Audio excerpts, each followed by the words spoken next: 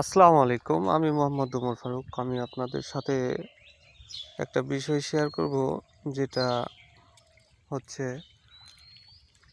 এই যে আমাদের পুকুরগুলো, এই পুকুরগুলো, এদিকেও পুকুর, পুকুরের মাঝখানে যে পাড়গুলো থাকে, যে পাড়গুলো, এই পাড়গুলোকে কিভাবে কাজে লাগা যায় সেটা আপনাদের সাথে একটু শেয়ার করব।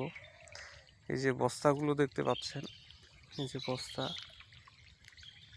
এটা কিন্তু পরীক্ষামূলকভাবে আমরা বস্তাতে মাটি ভরাট করছি। ভরাট করে এগুলোতে আমরা বিভিন্নভাবে পরীক্ষা করব, সবজি বীজ দিয়ে বা আদা চাষ করে, যে কীরকম মানে এই পাড়গুলোকে কাজে লাগা যায়। তো